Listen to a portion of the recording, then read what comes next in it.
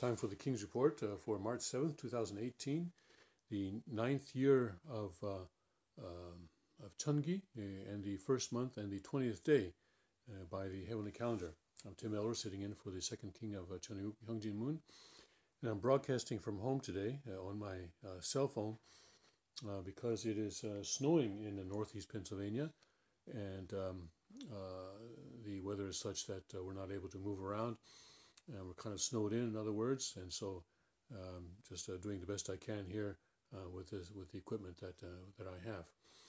So please bear with me. Some important things though that I wanted to cover this morning. But first of all, let's go to the weather. It's currently 32 degrees with the light snow and fog at the Cheongguk area, and today a high of 33, so a very negligible change in the temperature today. But the snow is expected to accumulate to 10 to 14 inches during the day, and the snow which began last night, a little bit prior to midnight, is going to continue a little bit past midnight tonight, and so the entire accumulation is expected to be between 1 and 2 feet in the Cheongguk area. Let's see, I think there's a 5%, yes, a 5% chance that it will be more than 2 feet, and a 24% chance that it will be less than 1 foot. So we have lots of snow today, and we're snowed in. Unfortunately, people are not, when this kind of thing happens during the night like this, people are not on the road. You sort of wake up in the morning and see, wow, I better stay home. So it's actually safer than what we had last Friday, where, you sort of go out on the road thinking that you can get somewhere in 30 minutes, and it turns out taking you 20 hours.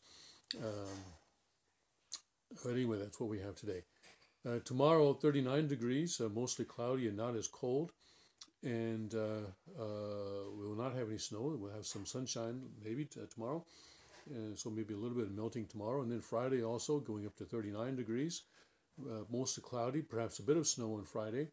And then Saturday, periods of sun going up to 40 degrees. Sunday, 42 degrees.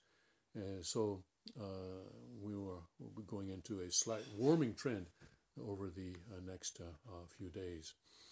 All right, let's look at some things in the news today. I want to do my Rima just a little bit later because I want to cover the North Korea situation first.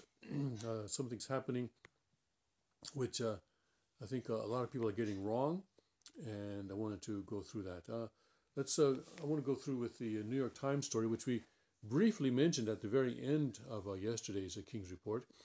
I want to go through it in more detail now. North Korea signals willingness to denuclearize, South says. That's the New York Times headline. Seoul, South Korea. North Korea's leader Kim Jong-un has told South Korea's envoy he is willing to negotiate with the United States on abandoning his country's nuclear weapons. Officials from the South said Tuesday. Mr. Kim also said he would suspend all nuclear missile tests while such talks were underway, they said. President Trump reacted with guarded optimism to the news, which potentially represented a major diffusing of one of the world's tensest confrontations. During the envoy's two-day visit to Pyongyang, the North's capital, which ended on Tuesday, the two Koreas also agreed to hold a summit meeting between Mr. Kim and President Moon Jae-in of South Korea on the country's border in late April, Mr. Moon's official said in a statement. So, it sounds like, the heavens are parted and the Lord is descending, and it's peace is coming, and peace in our time and all that. But let's see what's actually going on here. The North Korean side clearly stated its willingness to denuclearize, the statement said. That's the South Korean statement. It made it clear that it would have no reason to keep nuclear weapons if the military threat to the North was eliminated and its security guaranteed. So that is the phrase that we need to focus on. It made clear that it would have no reason to keep nuclear weapons if the military threat to the North was eliminated and its security guaranteed. In the first place, this is something that North Korea has been saying for a long time, that it only needs nuclear weapons because there's a threat to its security and to the integrity of its political establishment, and so that is why they have to have nuclear weapons in order to preserve their security and to counter the military threat against their country. That's what they say. So what do they mean by military threat against their country? Of course, number one, the U.S. troops in South Korea. Is that all? No, it's not. When North Korea says the military threat to their country, they are not only referring to the troops in South Korea. That's just the first step. They're also referring to U.S. naval forces in the vicinity of the Korean Peninsula. And that's not all either. They're also referring to U.S. forces on Okinawa and Guam. And that's still not all. They're also referring to the U.S. nuclear capability on the U.S. mainland. So what they're saying is, it made it clear, let's read the sentence again, translating it, all right? Made it clear that it would have no reason to keep nuclear weapons if the U.S. were to withdraw its troops from South Korea and withdraw its troops from Okinawa and withdraw its troops from Guam and eliminate its nuclear forces on the U.S. mainland, then it would have no reason, then North Korea would have no reason to maintain nuclear weapons. All right? That's what they're saying. They're not saying, hey, just sign a paper for us. Just sign a piece of paper for us saying that you guarantee our security and our safety. That's not what they're saying. They're talking about the virtual denuclearization of the United States. That's what they're talking about. If the statement is corroborated by North Korea, it would be the first time Mr. Kim has indicated that his government is willing to discuss relinquishing nuclear weapons in return for security guarantees from the United States. So, no, it's not security guarantees from the United States, you see. This is where New York Times, and not only New York Times, but other media outlets too, are just getting it wrong. They're not asking for security guarantees. They're asking for demilitarization in the South. Demilitarization of U.S. forces on Okinawa and Guam, and the denuclearization of the United States. You know, it may sound like an outlandish demand, but that is exactly what is being said here. And I'm sure that as things go on, that will become more clear. And so, why is North Korea making this? And here, you know, I was watching the Fox News clip a little bit, and of course, the commentators on Fox News are saying, "Yeah, see there, yeah, it's Trump. You know, Trump's rhetoric has done this, and Trump's economic sanctions have done this. Yeah, this shows that Trump is winning." Okay, well, I support President Trump, but that's not the reason that North Korea is doing this. All right. Let's not look at this through the prism of U.S. domestic politics, even though that's what everybody in the U.S. media is doing. That this is not what this is about. Think about it. Why is North Korea doing this now? Well, at the end of last year, there were reports that the intelligence agencies were telling the president that if he wanted to stop, if he was going to stop the North from developing the capability to attack the United States mainland, deliver an actual nuclear weapon and explode it on the U.S. mainland, then he had about 3 or 4 months. Okay, and then we heard that that Trump may attack the Korean Peninsula after the Olympics. The Olympics in February and the Paralympics in March. And now, just as we come to that period of time, when it seems like the military strike against North Korea seems to be possibility seems to be rising, all of a sudden North Korea says, oh, holds up its hand and says, oh, let's talk. So the objective here from the North Korea is twofold, at least twofold. One is to buy some more time. Time is on their side, in their view. Time is on their side because with time they can develop the capability to deliver a nuclear weapon to the United States. That's what they can do, and this is still their objective. Another objective is to drive a wedge between the United States and South Korea. Look at what they've done. They made this announcement to a South Korean envoy, a special envoy sent by South Korean President Moon Jae-in. And until now, South Korea has sort of been out of the picture. Their fate was in the hands of United States and China, and North Korea, and Moon Jae-in was becoming irrelevant. So now North Korea lifts up Moon Jae-in and makes him the hero here. And so now, if these talks fail, North Korea is going to blame the United States, saying, "Yeah, we made a good faith proposal. We said we were going to talk to the United States, but look what those are big bag meanies in Washington. They just want to go along. They're warmongers." So that will then drive a wedge further between the South Korean public opinion and the United States. During the Olympics, we saw how North Korea basically hijacked the Olympics as a kind of a PR offensive for themselves. Sending down these beautiful ladies as a cheerleading squad, and sending down Kim Jong-un's little sister, who's head of the North Korean propaganda department. And they really succeeded in influencing South Korean public opinion, and also a large part of U.S. public opinion as well, into thinking that they are, nice people, good guys. And so this is the next step on that. This is the next step that follows that. They're saying, hey, we're willing to talk. We're willing to talk.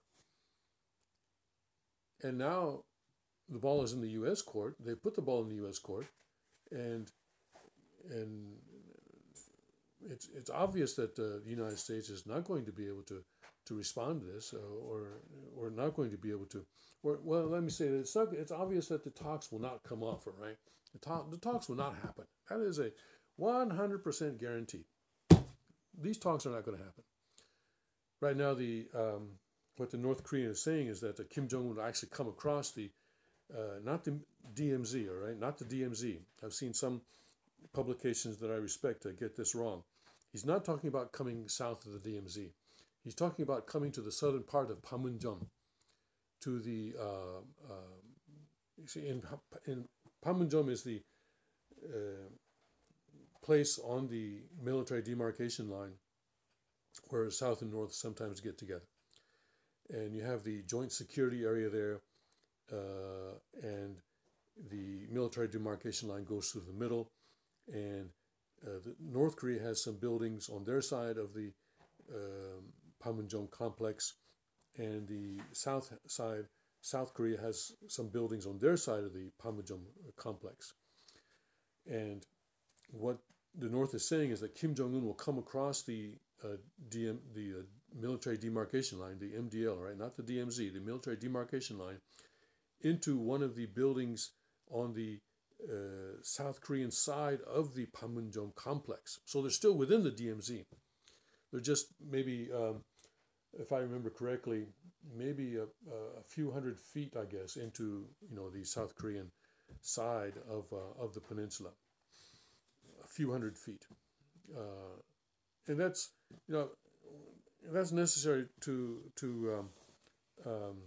save face for the South Koreans, because remember, Kim Dae-jung went to North Korea. He actually went to Pyongyang. He went to the capital of North Korea when he was president of South Korea. So a South Korean president went to the North Korean capital.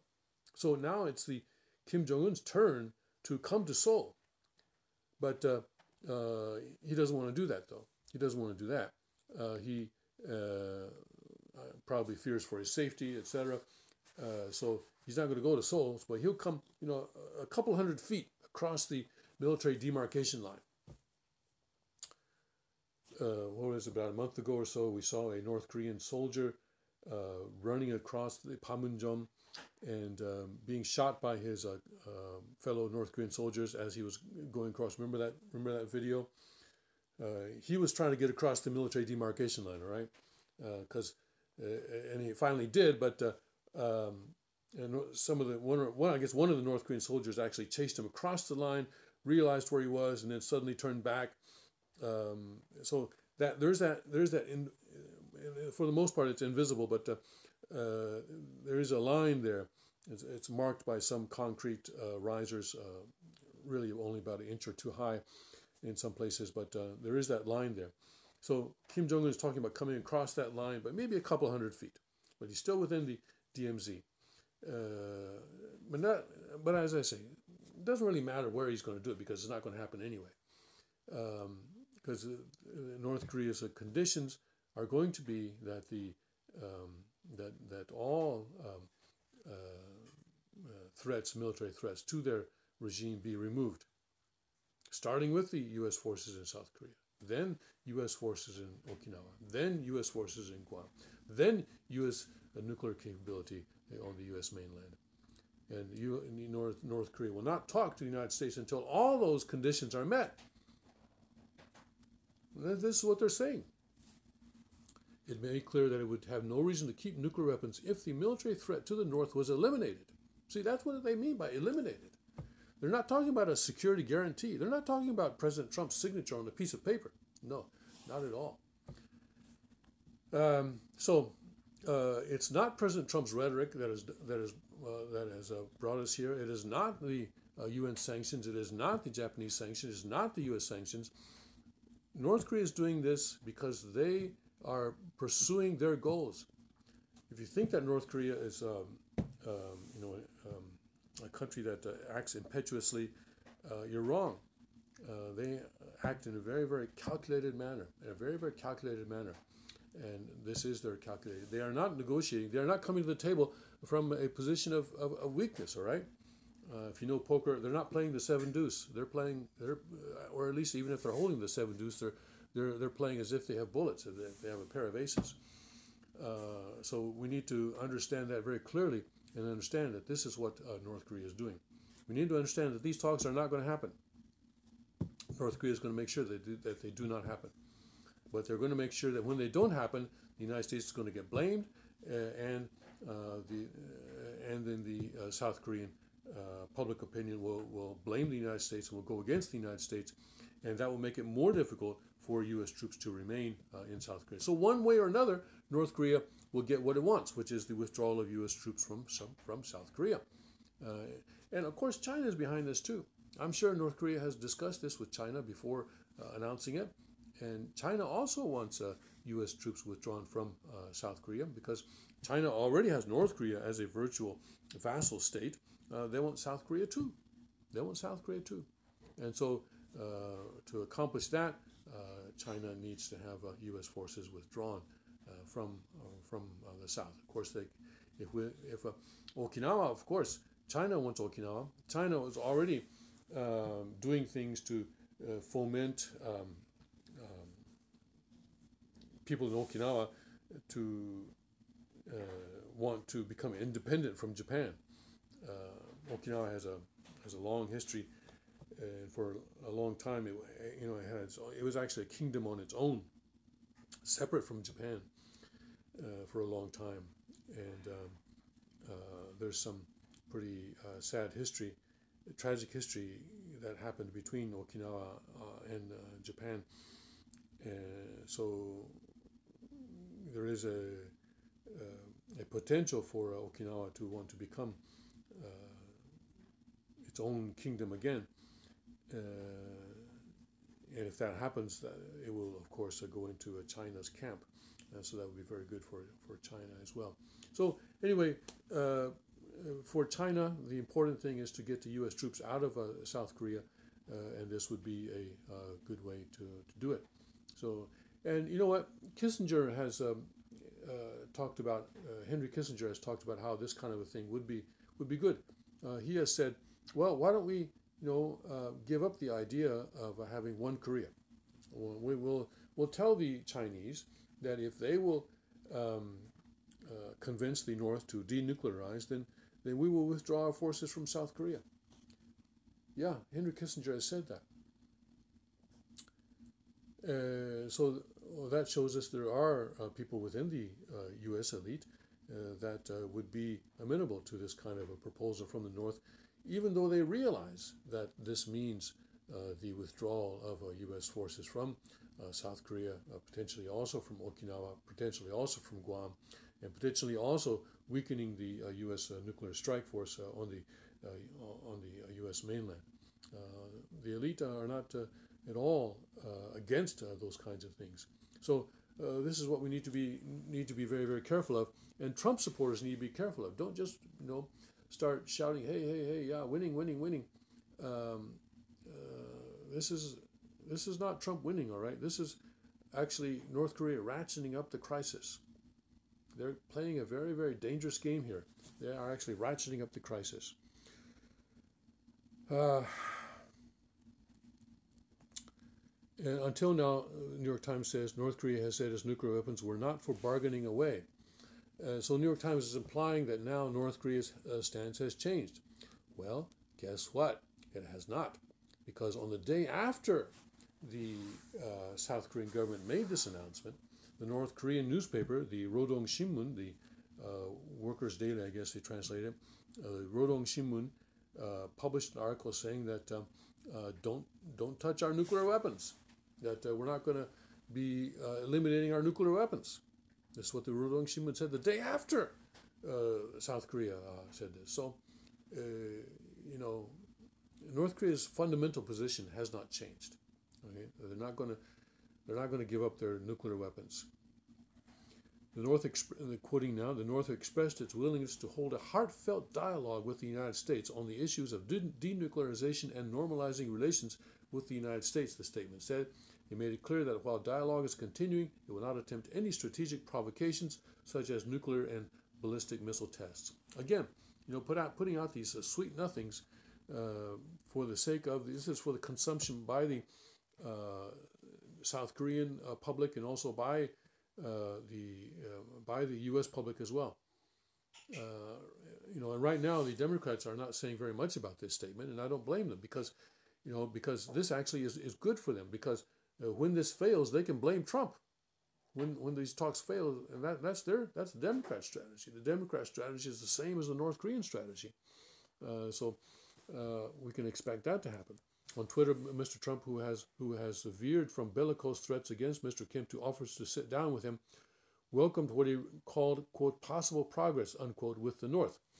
I suppose even if President Trump is reading Kim accurately, probably publicly, he has no choice other than to say, well, yeah, it's possible progress. Although it is not that at all. For the first time in many years, a serious effort is being made by all parties concerned, Mr. Trump said. The world is watching and waiting. Maybe false hope. Well, it's absolutely false hope. But the U.S. is ready to go hard in either direction. And I'm glad that he's still holding out the term either direction. Mr. Trump expounded on his reaction later to reporters during an Oval Office meeting with Prime Minister Stefan Löfven of Sweden. We have certainly come a long way, at least rhetorically, with North Korea, Mr. Trump said. The statements coming out of South Korea and North Korea have been very positive. That would be a great thing for the world. Asked if he would meet with Mr. Kim, Mr. Trump said, we'll see what happens. Well, I'm glad that he is taking a very reserved stance. I would have hated if he had said, hey, yeah, sure, let's get together. That would have been very disappointing. But he's sort of sitting back and waiting. Let's see what this is actually about. And that's good. The cautious American reaction partly reflected a history of suspicion toward the motives of North Korea. Not suspicion, just, it's experience. Fool me once, shame on you. Fool me twice, shame on me. Which has remained an enemy of the United States since the 1950-53 Korean War. A pattern of what American officials have described as North Korean duplicity in previous talks has repeated itself with modest variations during the Clinton, George W. Bush, and Obama administrations. In January 2009, Defense Secretary Robert M. Gates, who had served under both Mr. Bush and Mr. Obama, summarized the American skepticism about North Korea with an oft-repeated line, I'm tired of buying the same horse twice. The South Korean statement said the two Koreas would begin working-level discussions to prepare for the summit meeting to be held in the Peace House, a South Korean building in Panmunjom. Thank you for getting that right, New York Times. The so-called Truth Village that straddles the borders. Now, when I was working in South Korea as a journalist, I really hated it when English media would refer to Panmunjom as a truce village. First of all, it's not a village. It used to be a village until it got bombed to smithereens during the Korean War. Well, at least they don't call it a peace village. That's good. That is where the truce was signed in 1953. in July 1953. But it's not a village. I mean, no one lives there. It's not a village.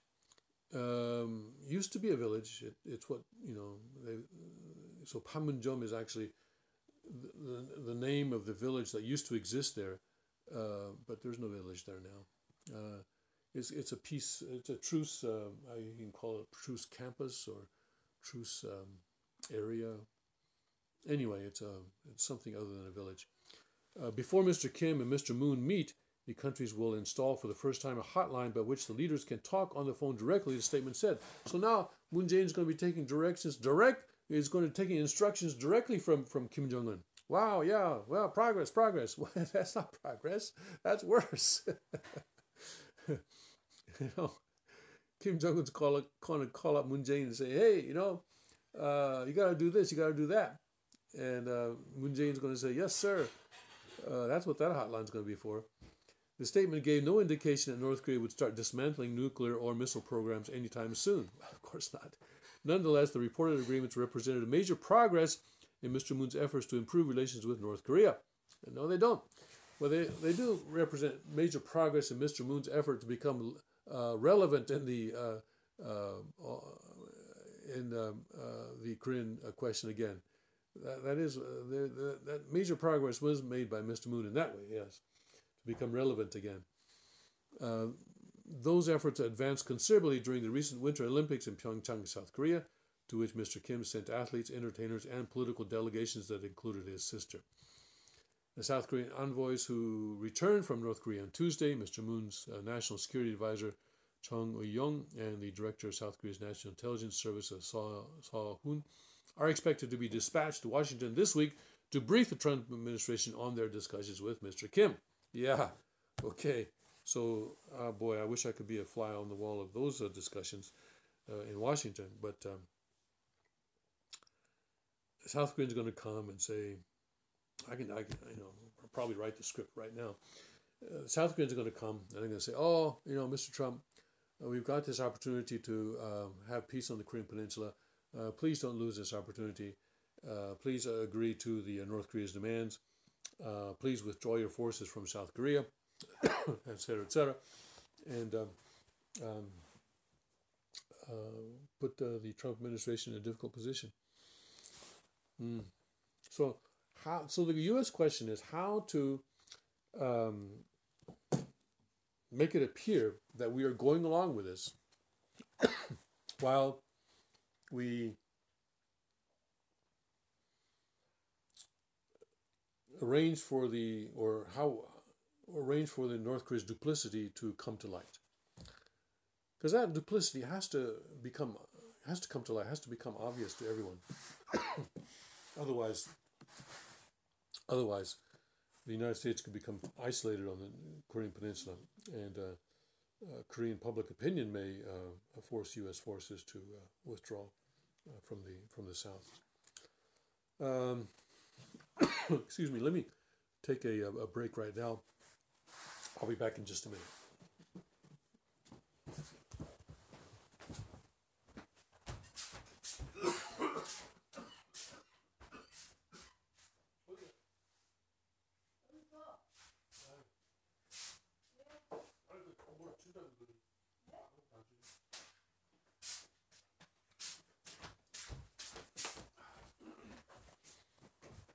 Excuse me.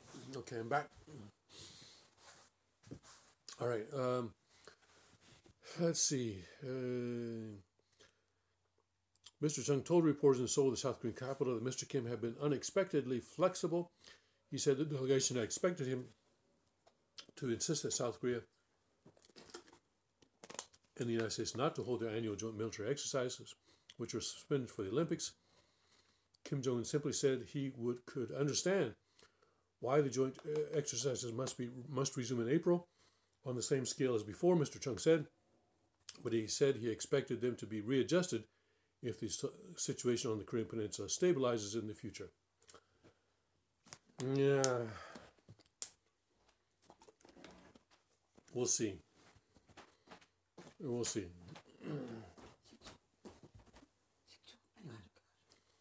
Mr. Chung said the South Koreans believed their agreements with North Korea would be enough to start a dialogue between Washington and Pyongyang. See, this is what they're going to say when they come to Washington. He also said he was carrying additional messages from Mr. Kim to the Trump administration that he could not reveal. There was no other specific demand from North Korea in returning to the dialogue, he said. They only said they wanted to be treated like a serious dialogue partner. Well, what that meant was to be treated like a serious dialogue partner. This is another phrase that we need to understand correctly. They want to be treated as a nuclear power. All right, that's what that means. Mr. Trump, the overture by North Korea sets in motion a challenging phase that will call on the United States to exercise diplomatic muscles after a long stretch in which the White House relied on economic pressure backed by threats of military force to deal with the North. So, challenging phase. Yes, this is the time when the diplomats are going to earn their pay, because they have to figure out a way that North Korea's duplicity can be revealed to the American public and to the South Korean public. And that's not going to be easy. The challenge will be compounded because the State Department's veteran North Korean negotiator, Jo Yoon, recently announced his retirement from the Foreign Service. Another experienced negotiator, Victor Cha, was recently sidelined when the White House decided not to move ahead with his nomination as ambassador to South Korea. But it was actually, I'm sure they'll work around it. Administration officials are deeply wary of being drawn into a negotiation in which the United States makes concessions on issues like military exercises or shipments of medical and food aid, only to see the North Koreans renege on their commitments later. Mr. Trump has said that the United States could talk with North Korea, but only under the right conditions. American officials have repeatedly said they can start negotiations with the North only if it agrees to discuss nuclearization. So this is where the two sides are completely on different pages. On the one side, the United States is saying, yeah, we will talk with North Korea if they, or after they denuclearize, or New York Times says if it agrees to discuss denuclearization. But I think, as I understand the U.S. position, it actually goes beyond that, North Korea actually has to show that it is denuclearizing before talks can begin. Whereas North Korea says, no, we want to keep our nuclear weapons during the talks. We won't use them, but we want to keep them during the talks. And then we'll see what happens after that. So they're completely different pages. So that's another reason why this is not going to happen. Defense Minister Itsunori Onodera of Japan, which has steadfastly supported the Trump administration's tough approach to sanctions against North Korea, struck a note of caution about Pyongyang's interest in negotiations. While talking about nuclear abandonment several times, it turned out that North Korea didn't halt its nuclear development in the past, Mr. Onodera said. It's very true. Thank you, Mr. Onodera. So that's exactly what this is designed to do, to buy time for North Korea to be able to develop its nuclear weapons to the point where they can strike the United States mainland. We need to carefully assess if this North and South dialogue will really lead to the abandonment of nuclear and missile development. China, which has pushed for direct talks between Pyongyang and Washington for many months, welcomed the South Korean statement. Again, Hyung, a foreign ministry spokesman, said China hoped the relevant parties can seize the current opportunity to work toward politically resolving the Korean Peninsula issue. So this is another way in which China is putting pressure on the Trump administration. One Chinese expert on North Korea characterized Pyongyang's reported offer as concessions that are dramatic and significant. It will be hard for the U.S. government to resist, said the expert, Chen Xiaohe of Renmin University in Beijing. But Evans J.R. Revere, a former State Department official who was involved in previous negotiations with the North, was less impressed. He said the formula of denuclearization for security guarantees had been the basis for several sets of talks between the two countries in the past. The U.S. has actually provided security guarantees to the North, including in writing by President Clinton. See, it's already been done. You've already got your piece of paper signed by Clinton. Such guarantees have never been adequate or acceptable to the North Koreans, just as U.S. Yeah, because they don't want a piece of paper. They want U.S. forces gone from the Korean Peninsula as a first step. That's not all. They would say, hey, Okinawa, hey, Guam, they're threatening us too. Hey, your nuclear weapons on the U.S. mainland, they're threatening us too. All your ships around the Korean Peninsula, they're threatening us too. We want all that gone. That's what they mean by security guarantees. Just as the provisions of alternative energy sources, food, and other assistance has never proved adequate. He also noted that the moratorium on nuclear and missile tests offered by the North would not prevent Pyongyang from continuing to build its nuclear arsenal, including by producing fissile material for nuclear weapons. Even so, Mr. Revere said the Trump administration would be hard-pressed to reject North's proposal without making it appear that Washington, not Pyongyang, was the problem. It's exactly the strategy here. So this is a very intelligent, this is a very high-level very high-level step that North Korea has taken here, and the United States needs to match it somehow. And maybe, the thing to do is just to go ahead with the nuclear strike anyway. I mean, the military, I'm sorry, not the nuclear strike, the military strike by President Trump. Just, hey, we know they're lying, we're going to just go hit them anyway. And take the heat from the South Korean public and the American public. And maybe that's what President Trump needs to do. We'll see what happens. With these developments, the door seems wide open to a U.S.-North Korea exploratory conversation if both sides want one. He said the North went to considerable lengths to meet the American demand that dialogue had to be about denuclearization. He said the 10 members of the delegation Mr. Moon sent to North were the first South Korean officials to meet Mr. Kim since he took power 6 years ago. They were also the first outside officials to directly hear Mr. Kim explain his intentions regarding his country's nuclear weapons programs. Mr. Kim, 34, has accelerated the North's nuclear and missile tests since inheriting power after his father. Kim Jong-il died in 2011. Mr. Moon spent most of the past year helplessly watching the Korean Peninsula edge toward possible war as the North launched intercontinental ballistic missiles and conducted its most powerful nuclear test yet, while Mr. Trump threatened to rain down fire and fury on North Korea. So, yeah, this is what New York Times is saying, that President Moon of South Korea had become irrelevant, and now he has regained considerable stature, but he has done that because of a huge favor given to him by North Korea. It was a huge favor that, when he sent his delegation to the North, and maybe, there was a prior prior communication between North and South on this, that, the North said, hey, if you send us some guys here, we'll give you something nice to take home. Maybe that's what this is all about. Wouldn't be surprised if that was what it was about. But now, you see, the North has saved Moon's face. The North has lifted him up and put him back into the game here on the Korean question. And so now Moon Jae-in owes a huge favor to Kim Jong-un. After launching an intercontinental ballistic missile in November, Mr. Kim claimed to have a nuclear button on his desk, which he could fire missiles capable of reaching the mainland United States. American officials say Mr. Kim is getting dangerously close to being able to strike the United States with nuclear-tipped missiles. Exactly. So now he's trying to buy time in order to complete that process. It's obvious. But Mr. Kim suddenly shifted his tone on New Year's Day, using an annual speech to propose sending a delegation to the Olympics. During the Games last month, his sister Kim Yo-jong hand-delivered his proposal for a summit meeting with Mr. Moon. The South Korean leader hoped to use the thaw surrounding the Olympics to improve inter-Korean ties and to steer the United States and North Korea away from what he called a collision course.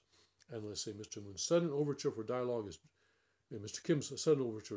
driven, at least in part, by his desire to weaken sanctions that have begun biting his isolated country, as well as to stave off Washington's threat to use military force. Well, I think whether sanctions have anything to do with this at all is something that we can only find out later. I'm skeptical that the sanctions have had any effect in terms of this. I think that as long as Kim Jong-un, until he starts to lose weight, All right, I don't think the sanctions are really working. When I see him tightening his buckle, tightening his belt, then I'll be convinced that sanctions are working. But I don't see that happening. All right, he's fat as ever, so it means he's still eating pretty well. So I don't think sanctions are working at all. And he's going to starve. He'll starve the rest of the country if necessary in order to maintain his position. So I really don't think that sanctions are what's going on here. What is going on though is to buy time to complete the process of developing nuclear weapons capable of striking the United States. Second thing that's going on is drive a wedge between the South Korean public and government and the United States to create a situation which sounds nice, sounds like peace in our time, and then when it fails, as it inevitably will, that the United States can be blamed, as this guy up here said. What's this guy? Revere? Yeah, Revere. Evans J.R. Revere, a former State Department official who was involved in previous negotiations with North Korea. So that's what's going on here. So let's not be fooled at all. And I hope that President Trump is not fooled at all. And right now he's sort of in a wait and see attitude, which is good. I know he's a negotiator too. He's probably accustomed to his counterparts throwing things at him like this, and we'll see how he works through this. But I think this is a situation that does not represent an improvement on the Korean Peninsula. It actually represents a more dangerous situation, because if we're not careful, North Korea could get its way, and having the United States withdraw there, and also being able to develop the weapons, because they will no matter what happens, they will continue to develop those weapons. That is a given. That is an absolute given. There's no circumstance, no scenario in which they will give up their development of nuclear weapons. We need to understand that. We need to understand that very, very well. Okay, since I'm on my cell phone, I'm not able to take breaks, so I'm just going to go from one to another, rather, even though it's going to be kind of a hard transition. On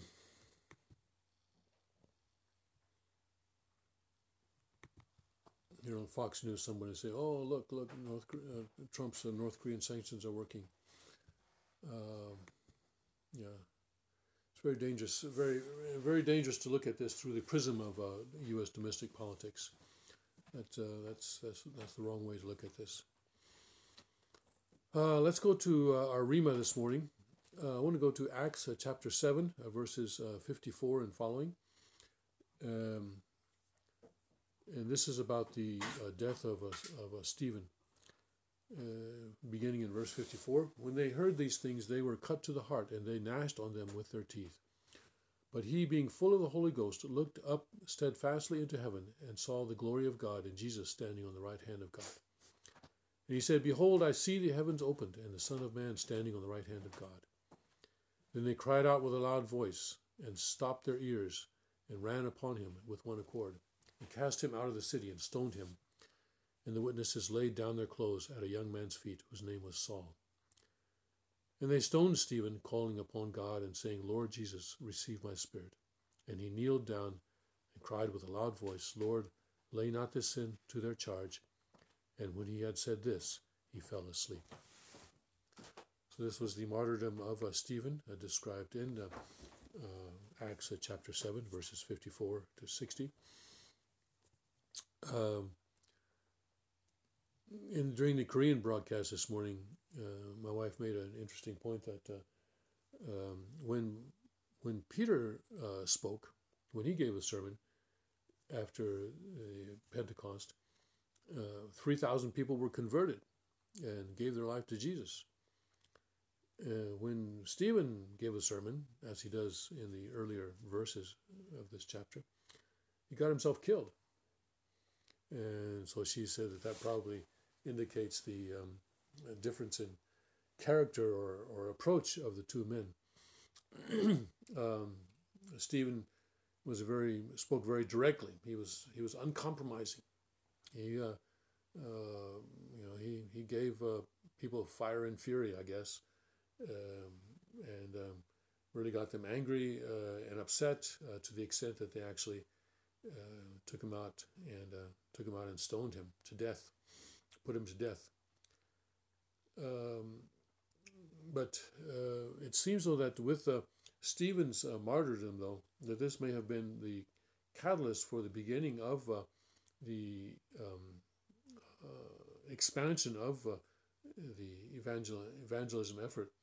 That after this, many Christians may have become afraid, and so they left Jerusalem and went out to other areas, hoping not to be persecuted and stoned to death like Stephen. But then the effect of that was that the dispersal of the Christians led to the wider scope of evangelism, and so and evangelizing other countries as well, such as Greece and other areas of the Roman Empire. So God was able to use Stephen's martyrdom in that way. And of course, the presence of Saul here is very important because he is the later man who later became the Apostle Paul, who wrote a large portion of the New Testament. And the New Testament is actually composed of much more of Paul's words than it is of Jesus' words.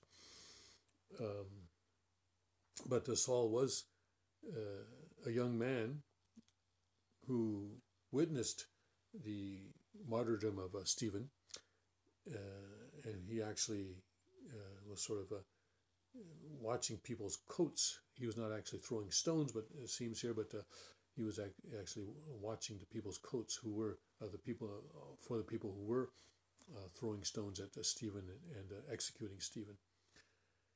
And you wonder, I wonder if this incident perhaps stayed with Saul, and so that later on it became kind of a condition for him to have that experience with the resurrected Jesus on the road to Damascus, where Jesus appeared to him, and Saul had a conversion experience where he, instead of going around capturing Christians and persecuting Christians, he became an apostle and began his evangelical work. Perhaps this incident with Stephen, actually witnessing a person dying for his faith, witnessing a person dying, that alone is quite emotional and quite traumatic. But then to see the way in which Stephen faced death with bravery,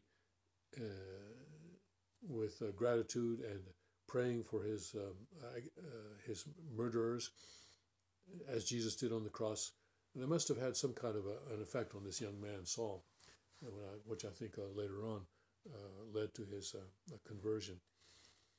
But this was the martyrdom of Stephen that we read about today. Let's see. I want to go to the Rima in Cheonsongyong, which is one of Father's declarations leading up to the coronation of God's kingship. Father made a number of declarations, and the one that I'm reading today is one of those.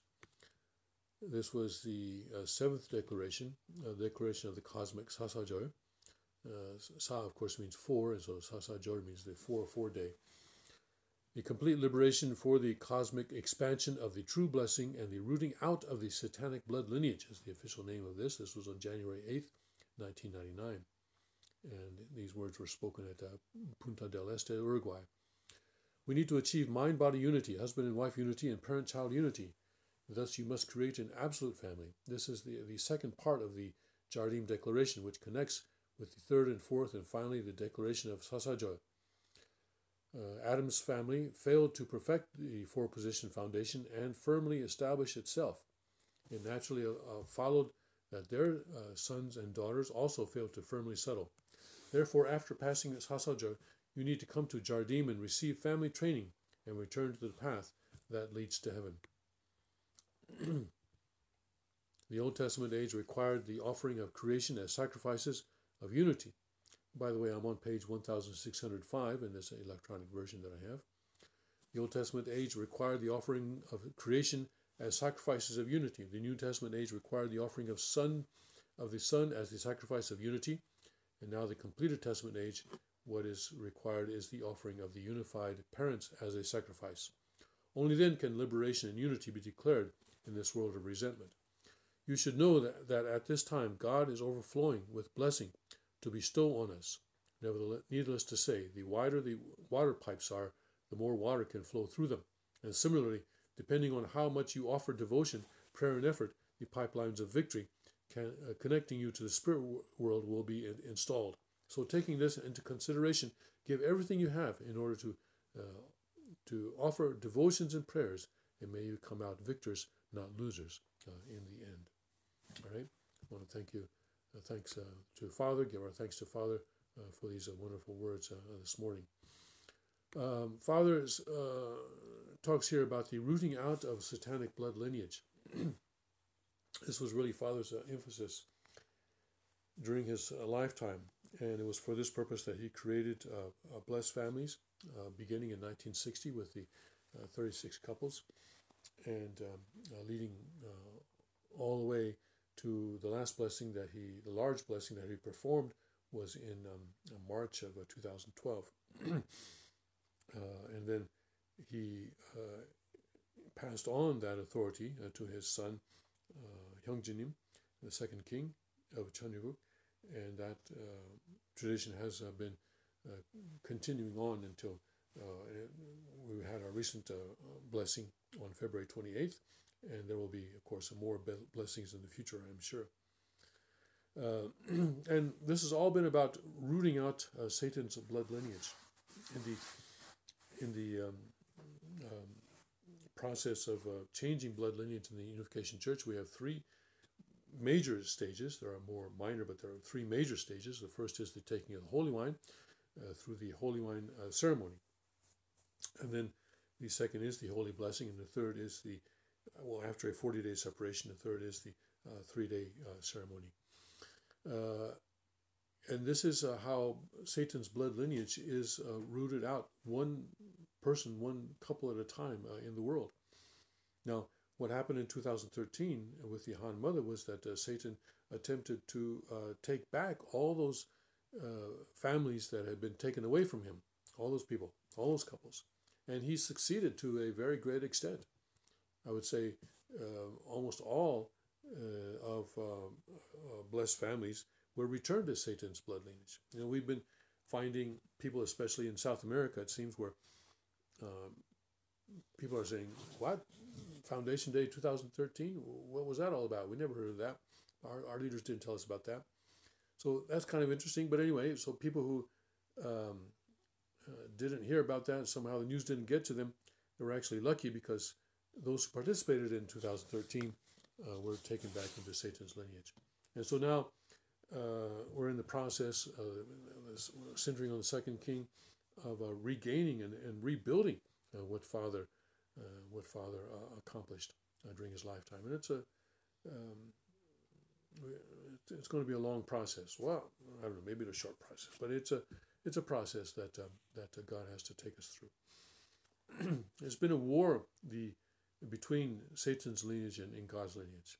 And it's been a war of lineage throughout history to decide whether Satan's lineage would be fruitful and multiply and have dominion over the earth, or whether God's lineage would be fruitful, multiply, and have a dominion over the earth. And Satan, of course, is destined to lose, but he fights all the way. Fights all the way. And that's where we are now. And so we need to continue to fight and continue to spread the love that God has given us, spread the blessing that God has given us, and connect that to the community around us, as it says in the family pledge. All right, today's broadcast is a little bit unnatural in that I'm not able to take breaks, so I'm not able to sort of transition from one aspect to another smoothly. But that's where we are today. As I said before, there's a lot of snow coming down now. Even now, I can see outside snow coming down here in northeast Pennsylvania. We're expecting 1 to 2 feet in the Cheonggyegung area, and so we're all staying home basically. And so I'm broadcasting from home on my cell phone. Elsewhere in the news, President Trump's economic advisor has quit, and of course he was this guy, of course, is we've always known that he was a globalist, so we were concerned about his influence in the White House, and so it's probably a good thing that he's no longer there. Gary Cohn resigns as Trump's top economic advisor. This is on CNBC. Let's see what they say about this. CNBC, of course, I'm sure is not too happy about this. White House Chief Economic Advisor Gary Cohn has resigned from President Donald Trump's administration. The former Goldman Sachs president and free trade advocate Cohn, whose departure date will come in a few weeks, decided to quit after Trump announced he would impose stiff tariffs on the steel and aluminum imports. In a prepared statement, Cohn said, "It has been an honor to serve my country and enact pro-growth economic policies to benefit." We are learning Gary Cohn, President Trump's top economic advisor. It has been an honor to serve my country and enact pro-growth economic policies to benefit the American people, in particular the passage of historic tax reform. I am grateful to the President for giving me this opportunity and wish him and the administration great success in the future, Cohn said. In his own statement, Trump said, "Gary has been my chief economic advisor and did a superb job in driving our agenda, helping to deliver historic tax cuts and reforms, and unleashing the American economy once again. He is a rare talent, and I thank him for his dedicated service to the American people." Cohn clashed with Trump's protectionist advisors on the issue of tariffs. At the meeting with steel and aluminum executives last Thursday, where Trump announced the move, Cohn argued against it, warning about price increases for steel and aluminum products, according to a person in the room. An Axios reporter Thursday reported via Twitter that last Thursday, Trump canceled a meeting that Cohn arranged for him with companies that use steel and aluminum in their products in an effort to dissuade the president from imposing the tariffs. However, White House officials told CNBC earlier Tuesday that if Cohn were to resign, it would not be only due to the president's decision on tariffs. Market watchers saw Cohn's potential departure as a bad omen for the White House's economic policy. He helped to shepherd massive tax cuts, the Trump administration's only major legislative achievement, which the president signed into law in December. Cohn also faced pressure to step down following Trump's defiant response to violence at a white nationalist rally in August. In an FT interview, Financial Times interview published that month, Cohn said he faced pressure both to leave Trump's White House and to stay in it. He even drafted a resignation letter, according to the New York Times. The economic advisor told the FT that the White House must do better following Trump's widely criticized response to violence at the white nationalist rally in Charlottesville, Virginia. The interview may not have helped his case with the president. The president's chaotic Trump Tower press conference, in which Trump appeared to equate torch-bearing white nationalists with the protesters who demonstrated against them, also fueled the possibility of Cohn, who is Jewish, resigning. Not all of the people participating in the rally were bad, the president told reporters, 3 days after a counter-protester was killed in a car ramming, allegedly by a suspected white supremacist. Citizens standing up for equality and freedom can never be equated with white supremacists, neo-Nazis, and the KKK, Cohn told the FT. I believe this administration can and must do better in consistently and unequivocally condemning these groups and do everything we can to heal the deep divisions that exist in our community. Cohn was Goldman's number 2 executive when Trump named him as his top economic advisor. Trump offered the former Goldman Sachs president the key economic post on December 9th, despite bashing the firm during the 2016 campaign.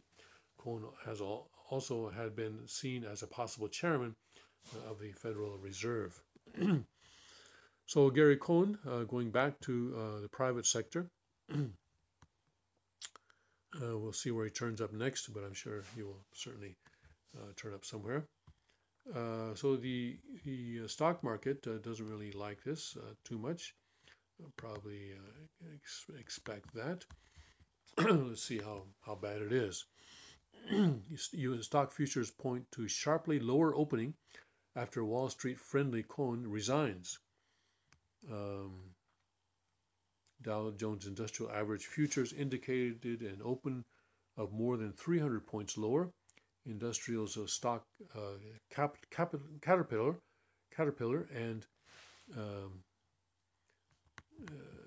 Boeing fell more than 2% in extended trading. Gary Cohn, former Goldman Sachs president and COO, was seen as supporting more business-friendly policies. The stock market goes up, it goes down, comes back up, goes back down. That's normal part of life. Let's see what else we have here. Dems rising, double turnout in Texas. So it seems that Democrats are seeing signs that they're going to do quite well. Could Mississippi elect a Democratic senator? Is a question being asked here. This is in CBS News. What's going on in Mississippi? GOP Senator Thad Cochran, who has been in Congress since 1973, announced Monday he is resigning from office on April 1st due to poor health. That means that there will be one more U.S. Senate election this November and one more chance for Democrats to pick up a seat. Democrats currently control 49 seats in the chamber against the Republicans' 51, meaning that this new special election could tie the Senate. The Republicans would still have a one-vote advantage because the vice president, a Republican, breaks any 50-50 tie. But isn't Mississippi a very Republican state? Yes, it is, yes. However, Democrats just won a special election for the Senate in neighboring Alabama, and there's a possibility they could win this one as well. How would that work? Under Mississippi law, the governor, in this case Republican Phil Bryant, will appoint someone to replace Cochran. A special election for the seat would then take place on November 6th, the same day as midterms nationwide, and the winner will stay in office for the remainder of Cochran's term, which ends in 2021. Bryant would presumably appoint someone who wants to run and keep the seat, but the special election will be a nonpartisan one, meaning that there will be no primary for either party, and party identifications won't be included on the ballot. If no candidate gets 50% of the vote in the special election, the top two finishers would then head for a runoff. Okay, but why would the Democrats have a shot? First, remember what happened in Alabama, where Democrat Doug Jones beat Republican Roy Moore in December. Then remember that Mississippi, while being a deep red state, is somewhat less Republican than Alabama. This is due in large part to Mississippi's African-American population, which makes up roughly 38% of the state and reliably votes Democratic. So while President Trump won Alabama in 2016 by 28 points, he won Mississippi by 18 points. In 2012, Mitt Romney also did significantly better in Alabama than he did in Mississippi.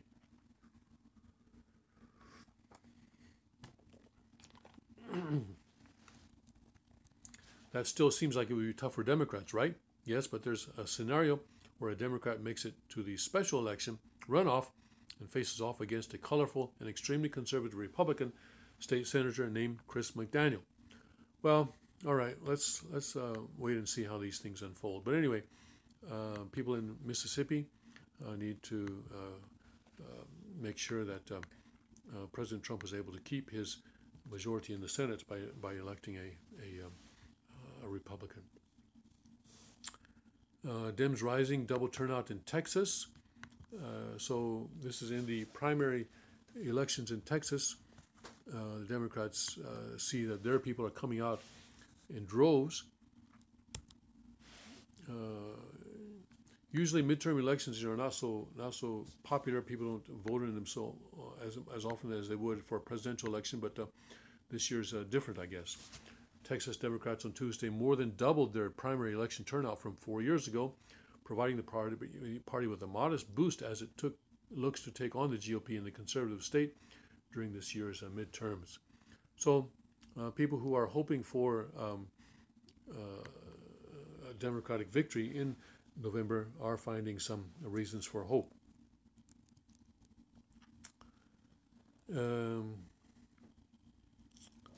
Do liberals have a Farrakhan problem? A number of liberals have been shown to have had associations with Louis Farrakhan, and that apparently is maybe a problem for them. Amazon could become third biggest bank. Magazine Bezos' wealth swells record $39 billion in just 1 year. Why is Paul Allen building world's largest plane? Facebook roaming reconnaissance robot. Terrified users reveal Alexa emitting bone-chilling laughs at random, ignoring commands. There you go.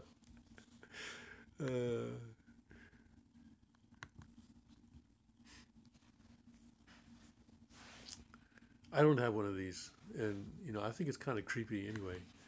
But anyway, there's a good chance I get murdered tonight. Terrified Amazon Echo users reveal Alexa has been emitting bone-chilling laughs at random and is ignoring their commands. Users say their Alexa-enabled devices won't stop laughing at random times. One user said they were sleeping and an Amazon Echo Dot laughed unprompted. Alexa is programmed in many voice-activated devices with a preset laugh. Amazon has yet to respond to inquiries trying to get to the bottom of the issue.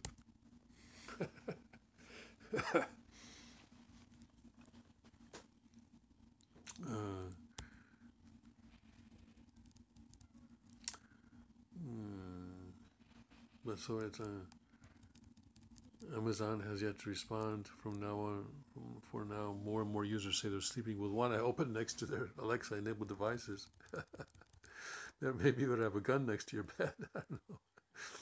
As if it wasn't bizarre enough, Amazon also has a laugh box skill which lets users play different types of laughter, such as a baby laugh or sinister laugh. It's been reported on several occasions that Alexa-enabled devices can be triggered by ambient noises or sounds that go off in the same room, such as commercials. Last month, an Echo owner complained that a commercial had a man asking Alexa to order him some cat food. The command prompted his Echo to order him cat food, which he clearly didn't want. The Echo works by constantly listening for the wake word, either Alexa or Amazon by default, and then records your voice and transfers it to a processor for analysis so it can fulfill requests or answer questions.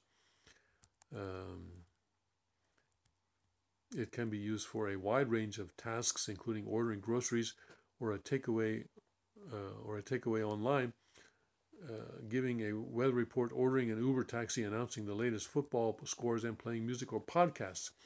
It's also not unheard of to have people talk to users through their Echo devices. Last June, Amazon rolled out a new feature called Drop-In, which allows specified users to talk to you through your Echo.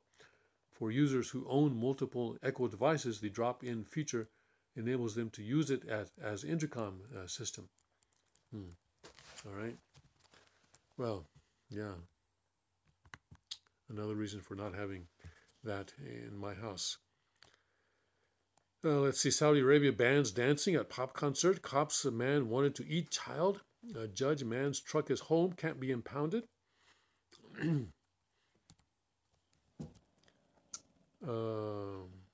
South African political leader, go after white men. We are cutting throats of whiteness.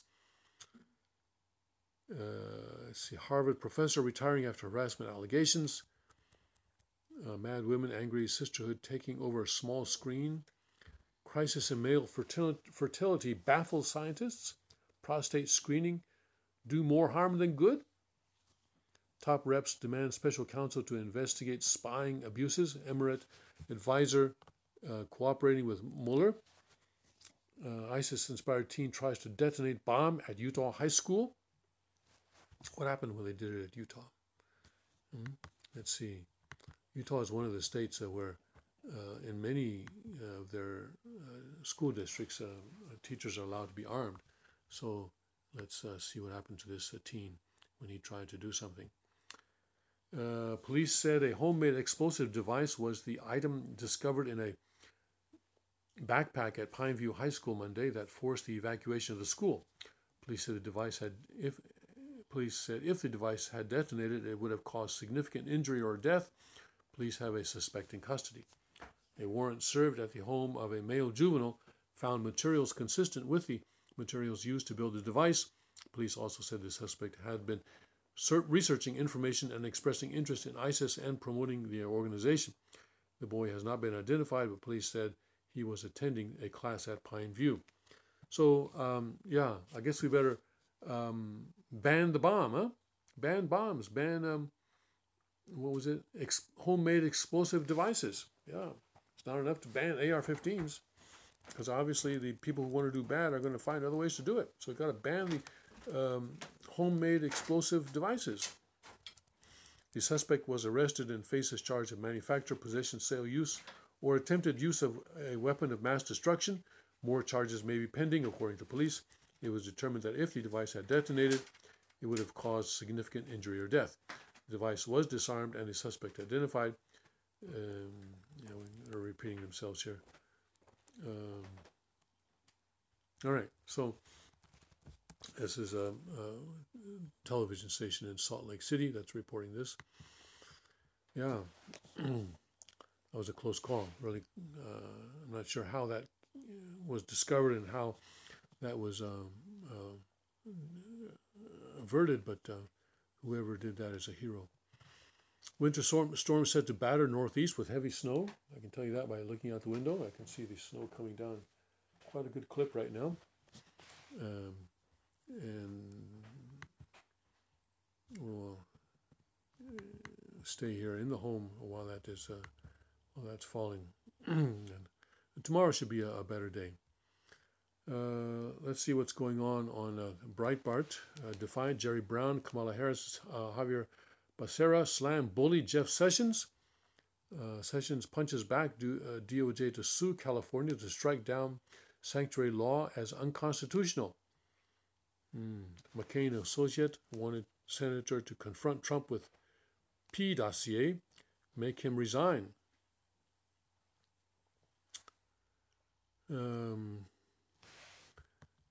This is an interesting thing going on between California and the federal government that may yet lead to California actually leaving the union. It's certainly becoming more and more tense. Attorney General Jeff Sessions will speak Wednesday about his Department of Justice first-of-its-kind lawsuit challenging the constitutionality of 3 of California's sanctuary laws, Breitbart News has learned. Relying on both federal statutes and the U.S. Constitution's Supremacy Clause, DOJ will ask the U.S. District Court for the District of Eastern California to issue a preliminary injunction blocking the enforcement of these laws intended to protect illegal aliens by preventing cooperation with the federal government. Let's look at the Supremacy Clause. Now, this is something that is not in the Chinese Constitution, and there are reasons for that. But in the United States of America Constitution, in Article 6, Clause 2, this clause establishes that the Constitution, the federal laws made pursuant to it, and treaties made under its authority constitute the supreme law of the land. It provides that state courts are bound by the supreme law in case of conflict between the federal and state law. The federal law must be applied. Even state constitutions are subordinate to federal law. In essence, it is a conflict of laws rule specifying that certain federal acts take priority over any state acts that conflict with federal law. In this respect, the Supremacy Clause follows the lead of Article 13 of the Articles of Confederation, which provided that every state shall abide by the determination of the United States in Congress assembled on all questions by which this confederation are submitted to them. So, so what happens if you don't have a supremacy clause? In other words, right now, and this is what the government is saying about California. Right now, the government is saying that, hey, according to the United States Constitution, California has to follow the federal laws. If a federal law is established, then California has to follow that. California is defying that, saying, no, we're not going to follow federal law. So Jeff Sessions is probably right that what California is doing is against the U.S. Constitution. The whole purpose of the supremacy clause in the Constitution was to avoid the kind of thing that California is doing now. Let me look a little bit here at the exact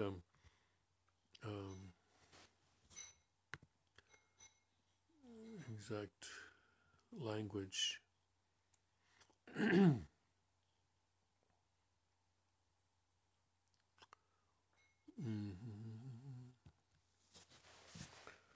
This Constitution and the laws of the United States, which shall be made in pursuance thereof, and all treaties made of which shall be made, or which shall be made under the authority of the United States, shall be the supreme law of the land, and the judges in every state shall be bound thereby. Anything in the Constitution or laws of any state to the contrary notwithstanding. Yeah, so basically that says, California can't be doing what it's doing. Because if the law of the United States says that illegal aliens have to be deported, and that's what California has to cooperate with, but they're not doing that. So what happens in the Tony Constitution when this clause was intentionally left out of the Constitution? Under the Tony Constitution, what California is doing may actually be legal, may actually be constitutional. So there will be much more. What that means is that there will be much more freedom for the states under the Tony Constitution. Freedom to try different things, and of course, freedom to fail. The federal government's not going to bail you out, but if you want to do things like do various things, then you can do them.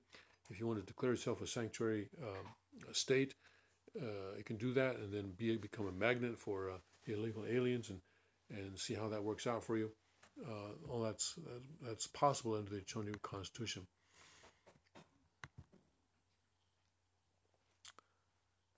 But that's I think that is a lawsuit that is going to be worth watching here. The Department of Justice and the Trump administration are going to fight these unjust, unfair, and unconstitutional policies that have been imposed on you. Attorney General Sessions is expected to tell a gathering of California police officers Wednesday in Sacramento, "We are fighting to make your jobs safer and to help you reduce crime in America, and I believe that we are going to win." A senior DOJ official made clear that he believed the law intentionally created obstacles for federal immigration enforcement in California, the state with the most illegal aliens in the country. The defendants are the state of California, Governor Jerry Brown, and California Attorney General Javier Becerra, the elected officials who, perhaps more than any other, has made protection of criminal illegal aliens and resistance to President Donald Trump's immigration agenda his signature policy. The doctrine of preemption dictates that as federal law reigns supreme over state law, states may not enforce laws that frustrate federal policies.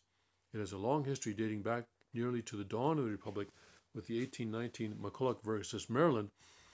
In the immigration context, the doctrine was widely heralded by open borders advocates in 2012 when the Supreme Court relied on it to strike down sections of Arizona's tough SB 1070 anti-illegal immigration bill in Arizona versus the United States.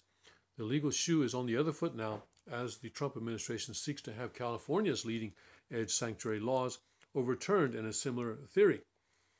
All three laws passed in response to Trump's victory in the 2016 presidential election added new dimensions to California's role as the nation's leading sanctuary for illegal aliens, not content with being merely a typical sanctuary jurisdiction where, as a matter of policy, police do not contact U.S. Immigration and Customs Enforcement agents about suspected illegal aliens, collect information on an arrestee's immigration status, or comply with requests to hold suspected illegal aliens for ICE pickup. California enacted HB 450, SB 54, and HB 103.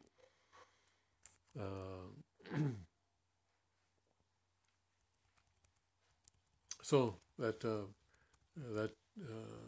suit is going to go on. And probably, Sessions will win. Jeff Sessions will probably win. If he doesn't, then wow, then that would accelerate the process of states becoming more independent of the federal government. That would be very interesting indeed.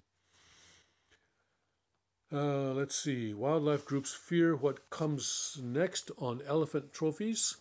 USA considers broad curbs on Chinese imports. Showdown. DOJ sues California. Yeah, we got that. We were looking at the Breitbart, weren't we? Okay, let's go back to Breitbart. Qantas Airlines bans employees from manterrupting. Is this something else now that we need to know about? Manterrupting. Rubio urges revision of Obama's school discipline policy that ignores student bad behavior. Sounds like a good idea. What's Qantas Airlines doing now? Qantas Airlines bans employees from manterrupting using gender-specific pronouns. Australian airline Qantas has reportedly advised employees not to manterrupt women or use gender-specific pronouns. According to the Evening Standard, Qantas Airline staff are said to have received an information pack as part of its Spirit of Inclusion Month, detailing a list of potentially offensive terms. Offensive terms allegedly include gender-specific pronouns, words such as mum, dad, husband, and wife, as well as words such as love, honey, and darling, while employees were instructed to minimize manterruptions, which was defined as when men interrupt or speak over women. How are you supposed to get over? I won't say that. Okay. In another section, the arrival of the British in Australia was reportedly described as an invasion. Describing the arrival of the Europeans as a settlement is a view of Australian history from the perspective of England rather than Australia, the information pack declared. The news was both mocked and criticized by users on Twitter, with one user asking, "Hey, will Qantas now have to rename the cockpit?" Yes. Others blamed the Diversity Council of Australia, which was reportedly behind the change, while some announced their intentions to boycott the airline.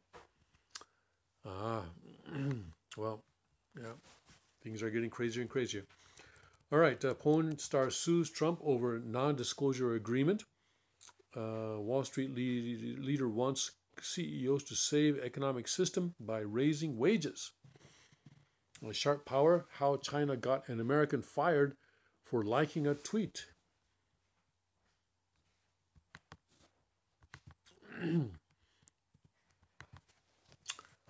China. Things are getting very dangerous here.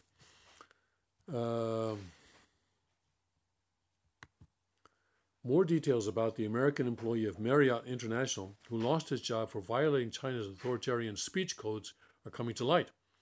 The Wall Street Journal revealed over the weekend that the man who lost his livelihood to China's Sharp Power is 49-year-old named Roy Jones. He was earning $14 an hour working in the night shift at a social media job in Omaha, Nebraska, when he clicked like on a tweet and enraged the tyrants of Beijing.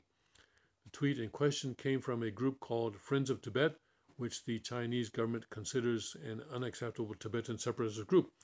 They were somewhat sarcastically thanking Marriott for listing Tibet, Hong Kong, and Taiwan as separate countries in a menu selection on one of their websites.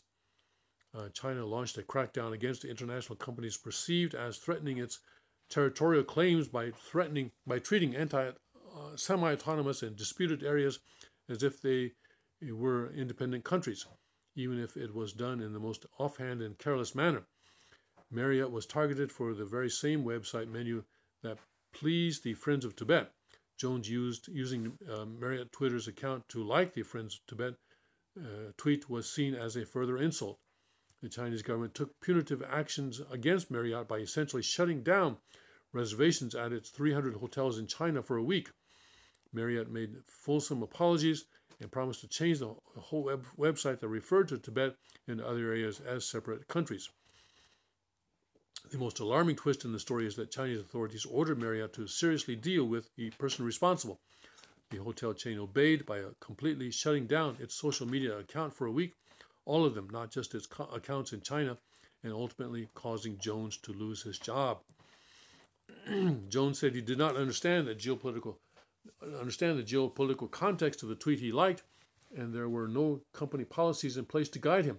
He saw it as just one of hundreds of tweets he reviewed in a typical night's work, his job being essentially to find posts that said nice things about Marriott International and hit like on them to build the company's social media presence.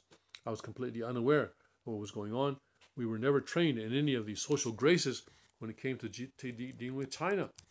The job was all I had, Jones said in his termination. I'm at the age now where I don't have many options. Well, obviously the option is to sue the company. I hope some lawyer will take this as a pro bono case, and I hope this guy get his job back, and with back pay and perhaps some punitive damages as well. This is when China is able to get people fired in America.